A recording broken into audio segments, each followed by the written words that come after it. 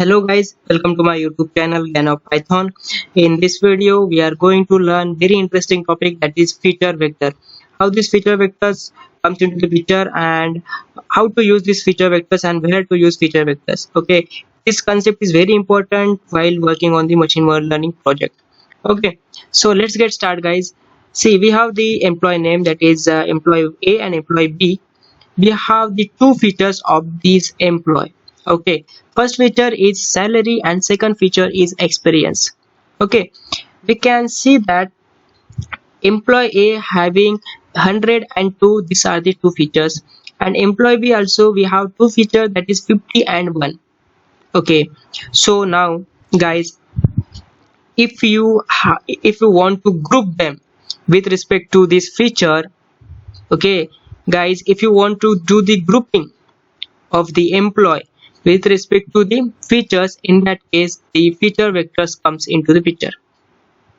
Okay, so moving further, if you have this data set and you have the number of features, then you have to calculate the features of each employee. Okay, what is the feature here? That is employee A having two features, that is 100 and 2, you can see here, and employee B also we have two features, that is 50 and 1. So once you have calculated the features of each of the employee, that is employee A and employee B, you can see here. Now after that you need to group them and put them in a stack. What it means? See, once you are true to calculate the feature vector of each of the employee, then with respect to these features, these two features, salary and experience, you can group them accordingly. Okay, what this stack means, you can see here each employee, that is employee A and employee B, it once you will use the stack function, you can do the stacking in the array, in the numpy array. The stacking function we have looked in the previous session, guys. If you don't know about this one, you can go and please check that one, so that it is very useful to you guys in this features vector. Okay, now once you have grouped this one, we'll go further. Once you are true and grouped together, is why this feature vectors comes in. Now once you are grouped with the employee A and employee B with respect to salary and experience, okay, we have represent the employee A as the circle and we have represent the employee B as a square. Now why these feature vectors? Feature vectors, by guys pay attention here. Now feature vectors will allow us to check the similarity between these two vectors. You can say, let's say we have these two vectors, that is, let's say we have these two vectors, vector A and vector B.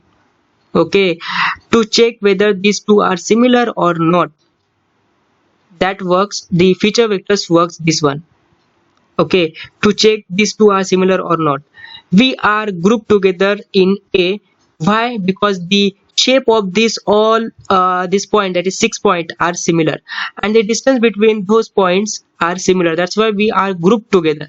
Here as well, the shape of these all 6 points are similar and the distance between them are also less. That's why we put in a one group and this also in a separate group. Okay, what this feature vectors allows, the feature vectors allows us to do, to check the whether these two vectors are similar or dissimilar. One more thing, it will check the distance between 2 points are less or far. You can see here these two vectors, the distance is small and from this point to this point the distance is large. That's why they are putting in the different group, and here these are also in a different group. So now moving further, how to check whether these two vectors are similar or not, or the distance between two vectors is less or far. How to check this one? In that situation, we have two options to check that one, that is dot product and distance. In the dot product, we can check whether these 2 points are similar or dissimilar. Okay, means in this we can check the behavior of the particular vector.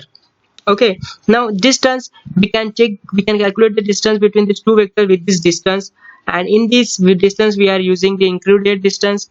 Included distance is used to check the distance between two vectors. Okay, hope this will make sense, guys. How to use this feature vector, where to use feature vectors, and how means what this feature vectors which allows to do. Okay, in the next tutorial we are going to see this dot product and distance, how we can calculate, how we can do in the in the practical way. So guys, if you have any doubt in this, please comment me in the comment box, because this is very important topic. And guys, please like and subscribe to my channel. Thank you.